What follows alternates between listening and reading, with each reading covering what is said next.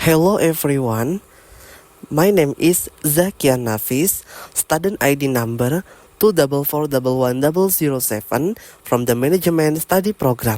Here I will explain the material entity financial management. Baik rekan-rekan sekalian, pada kesempatan kali ini saya akan menjelaskan materi yang berjudul Pengantar Manajemen Keuangan. Manajemen keuangan adalah salah satu kegiatan perencanaan, pengorganisasian, pengendalian, dan pengambilan keputusan yang berkaitan dengan keuangan perusahaan.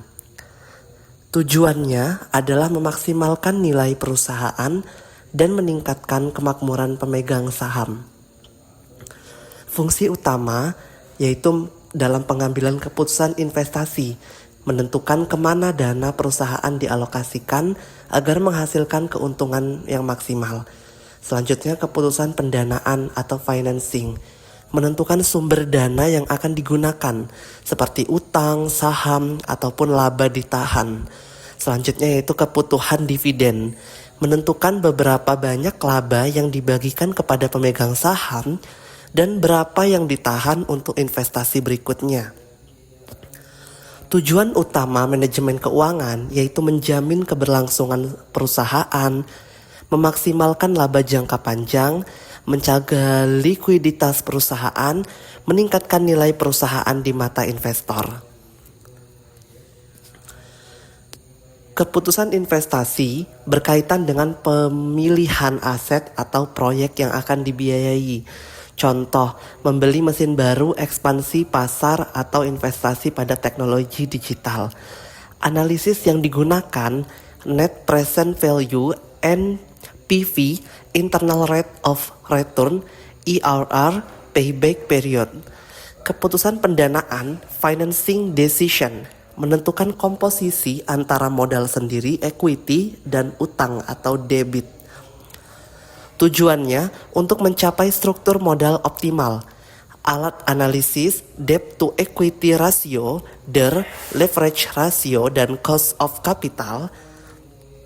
Keputusan dividen, yaitu menentukan besarnya pembagian laba kepada pemegang saham.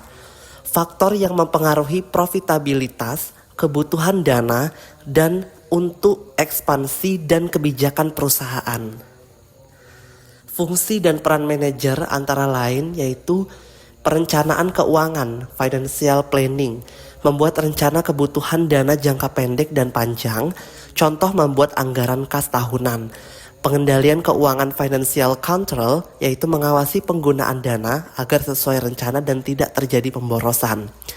Pengambilan keputusan keuangan, decision making, menentukan proyek investasi, sumber dana, dan kebijakan dividen yang tepat. Selanjutnya analisis keuangan atau financial analysis, menganalisis laporan keuangan untuk menilai kinerja dan kesehatan keuangan sebuah perusahaan. Contoh nyata, dalam sebuah perusahaan retail, manajer keuangan harus memastikan bahwa laba cukup untuk menutup biaya operasional, membayar hutang, dan tetap menyediakan dana untuk pengembangan usaha.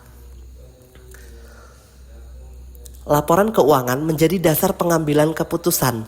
Ada 3 laporan utama. Yang pertama, laporan laba rugi atau income statement. Menunjukkan pendapatan, beban, dan laba bersih perusahaan dalam periode tertentu. 2. Neraca atau balance sheet. Menunjukkan posisi aset, kewajiban, dan ekuitas pada waktu tertentu. Rumus dasarnya, aset sama dengan kewajiban ditambah ekuitas. Yang ketiga, laporan arus kas atau cash flow statement, menunjukkan aliran kas masuk dan keluar dari aktivitas operasi, investasi, dan pendanaan. Tujuannya adalah untuk membantu manajer keuangan dalam mengevaluasi likuiditas, profitabilitas, dan solvabilitas perusahaan. Analisis ini digunakan untuk menilai kinerja keuangan perusahaan. Jenis-jenis rasio, yang pertama rasio likuiditas, yaitu mengukur kemampuan perusahaan memenuhi kewajiban jangka pendek. Contoh, current ratio sama dengan aset lancar dibagi kewajiban lancar. Kedua, rasio solvabilitas atau leverage mengukur seberapa besar perusahaan dibiayai dengan utang. Contoh debt to equity ratio, DER. 3. Rasio aktivitas mengukur aktivitas perusahaan dalam menggunakan aset, contohnya inventory turnover.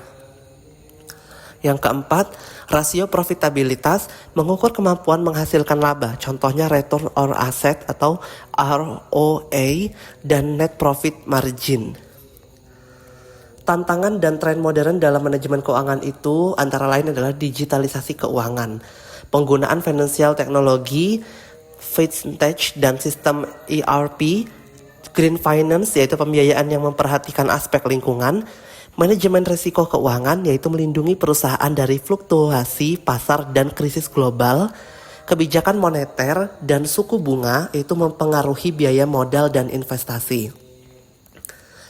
Jadi intinya manajemen keuangan bukan hanya tentang menghitung uang, tetapi tentang mengelola sumber daya keuangan secara strategis agar perusahaan bisa bertahan, berkembang, dan memberikan nilai maksimal bagi pemegang saham. Seorang manajer keuangan harus mampu menganalisis, memprediksi, dan mengambil sebuah keputusan dengan tepat berdasarkan data dan kondisi pasar yang terus berubah. That concluded the material I have explained. I hope you can absorb the knowledge, and that is all from me.